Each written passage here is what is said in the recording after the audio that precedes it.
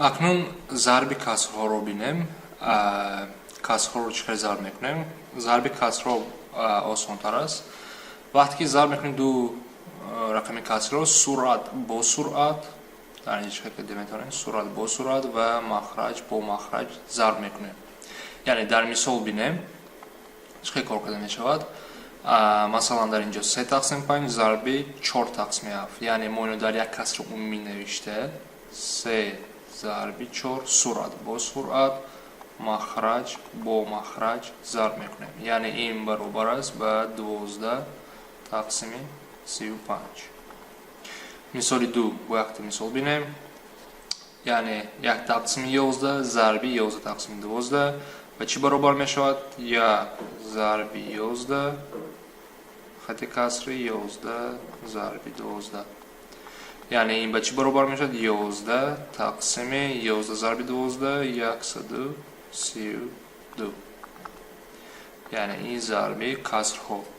کمتر دیگر نمودی سوال ها رو بینیم. نیا کنین با رقم های منفی.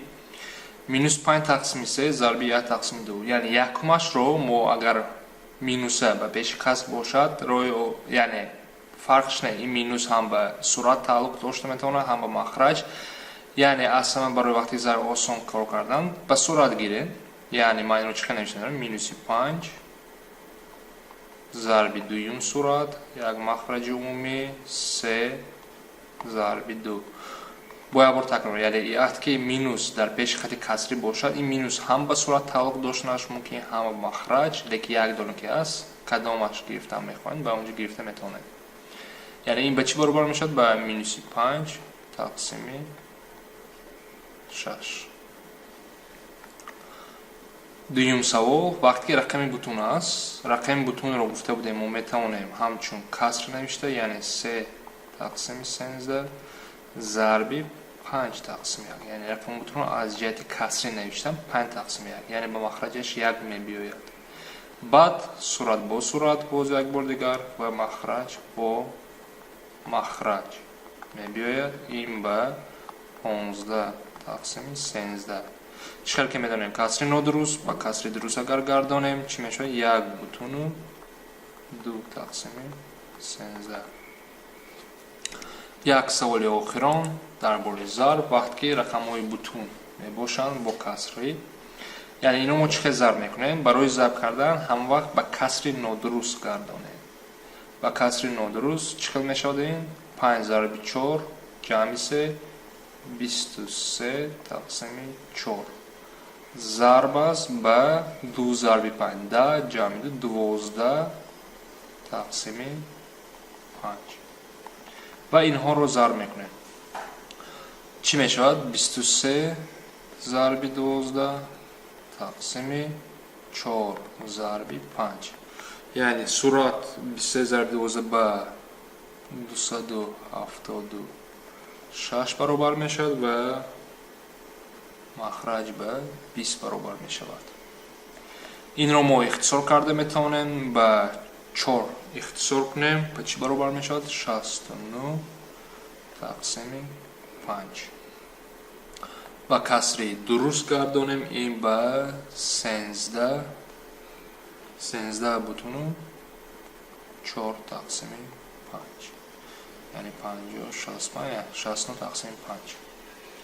خیلی کار کرده میتونیم. باز دیگر رو پیش از ضرب کردن ساده هم کرده میتونیم. از اینجا بینیم بعدی این رو بینیم پیش از ضرب کردن. شما میتونین باید بار نمیسن 23 ضرب 12 4 ضرب 5. در اینجا اختصار کرده میتونیم. چه اختصار میکنین؟ سرعت مخرج 12 و 4 است. اگر من سرعت مخرج رو به 4 اختصار کنم در اینجا چی می شود؟ 3 می بیاد و اینجا 1 می شود. یعنی ضرب 9 من 23 ضرب 3 1 ضرب 5. یعنی باز همون چی می شود؟ 69 تقسیم 5. یعنی پیش از ضرب کردن اختصار کرده بعد رقم آسان رو ضرب کرده. یا لیکن میتونیم با مثلی اول ضرب میکنیم و بعد اختصار میکنیم. لیکن با میتونیم که اول اختصار کرد بعد ضرب کردن. як чи нуқтаи асосӣ дар инҷо зарб чихе карда намешавад, хатоги асосӣ бисёри вақт дида мешавад, ин баробар нест. Яъне бутун бо бутун 5 зарби 2 баъд зарби 3/4 зарби 2/5. ин хел зарб накунед, ин хато аст. яъне ин чи умумӣ хато аст. яъне аз инҷо ҷавоб мо чӣ мебарояд? 10 бутуну дар инҷо 6/20. яъне умуман ҷавоби дигаре хато аст. яъне мо ин хел зарб карда наметавонем. ин хатогии калон аст. барои ҳамин ин роҳро истифода баред. дига бо рангҳои ҳар хел бекунед. ин роҳро интихоб накунед. хато фикрест монам. ин буд зарби касрҳо.